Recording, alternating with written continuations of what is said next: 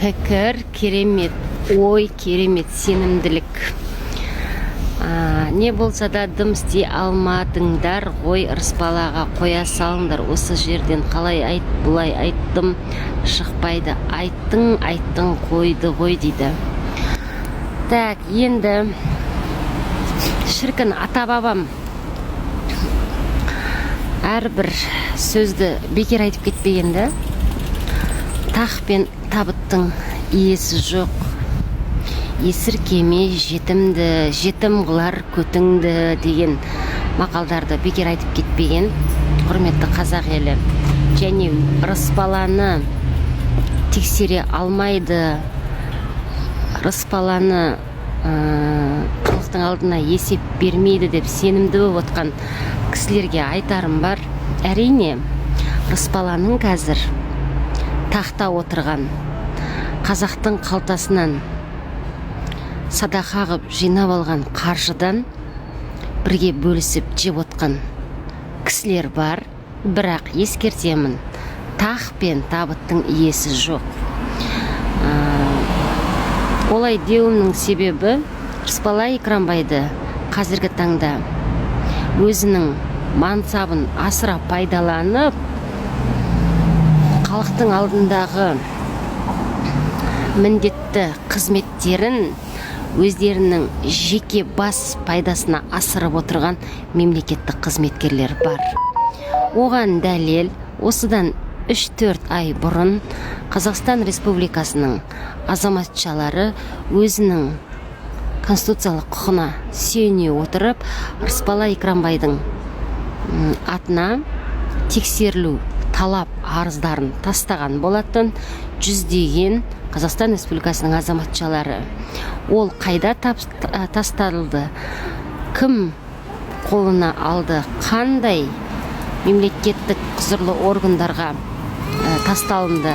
Оның барлығы бізде қағаз жүзінде, дәлел жүзінде бар. Және ол қандай тергеушінің, қандай прокурордың міндеті екені, жауап беру керек екені бізде дәлелді қағаздарымыз бар. Бірақ қазіргі таңда Ырысбала Экранбайдың тақта отырған, халықтың қалтасынан жинаған садақадан бөлісіп жеп отырған аға апалары бұл істі бұрмалап, халықтың талап арызын ұзаққа созып, жауапкершілік танытпай отыр. Жүздеген қазақ азаматтарының арыз талабына. Одан бөлек, сіздер білесіздер, астарлы ақиқатшыл, шыншыл журналистердің өзі Ырысбала Экранбайдың аты аталып, Ырысбала Экранбайға талап етіп, үндеу жасаған және жекесіне хаттар жазған Қазақстан Республикасының азаматшаларына қайтарған жауабы: мен Ырысбала Экранбайды өзімнің YouTube арнама шақырып, пікірталас немесе жаңағы есеп беру өткізу үшін басшылықтан рұқсат сұраймын деді. Бұл тәуелсіз журналистің Ырысбала Экранбайдың артына қойған талаптарға бұлай жауап беруінің бірден бір себебі, бұл тәуелсіз журналистің өзінің жұмысын жасау керек емесін басшылық шешеді. Сондықтан Ырысбала Экранбай тақ пен табыттың егесі жоқ екенін білмей отыр. Қазіргі таңда халықтың қалтасынан жинаған қаражаттан жабулы қазан жабулы қылып, тақта отырған аға апаларының аузын майлап, істі ары қарай өрбітпеуін тоқтатып отырса, болашақта міндетті түрде ол қаралады. Себебі біз біліп отырмыз, көріп отырмыз, бірнеше әкімдер, бірнеше сот, бірнеше тергеушілер Ырысбала Экранбайдың тақта отырған, бірге арықтан су ішкен азаматтар мен азаматшылар болып отыр.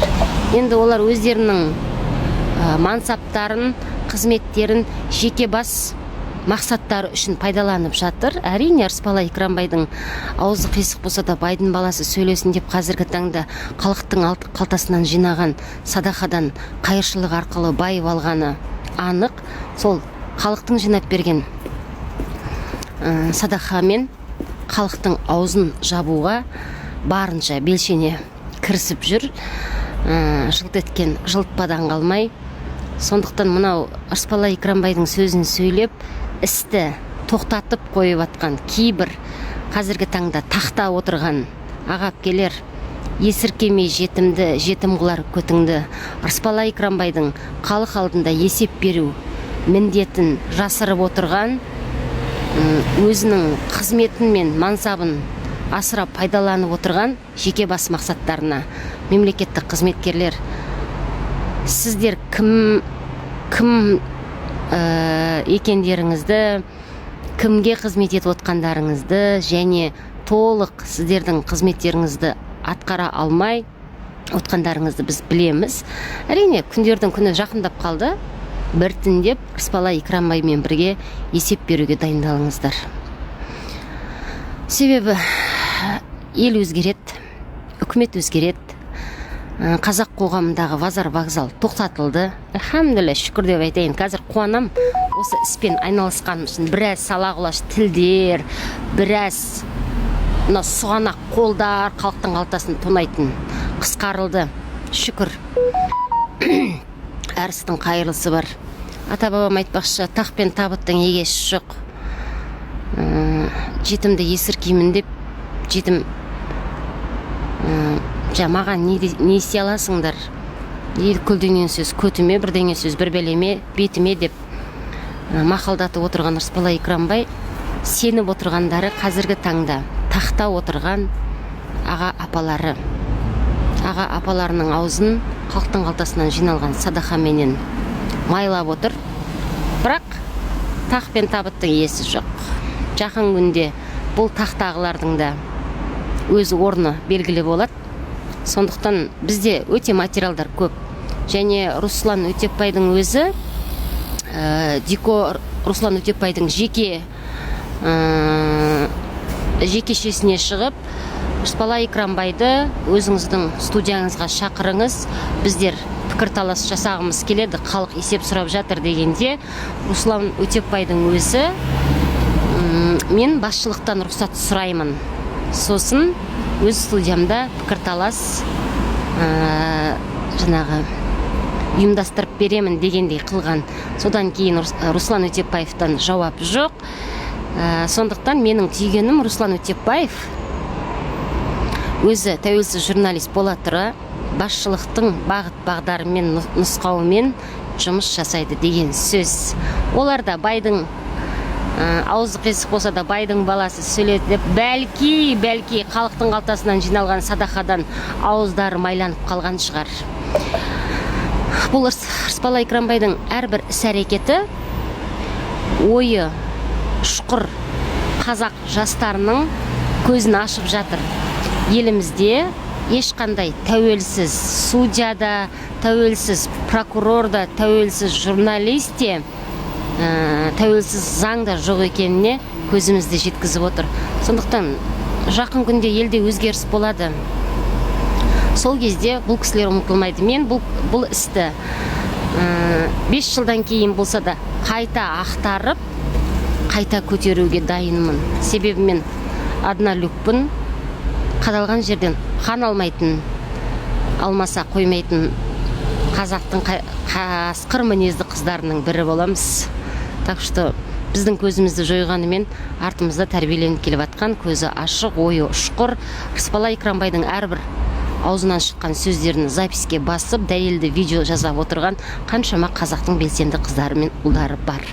Бұдан бөлек ендігі меніған ой тастаған, болашақта қайырымдылық қорларға қаражат салған үлкен кәсіпкерлерді де тергеп тексеру қажет екеніне ой салды Рысбала Экранбай. Так что жұмысты көп әлі.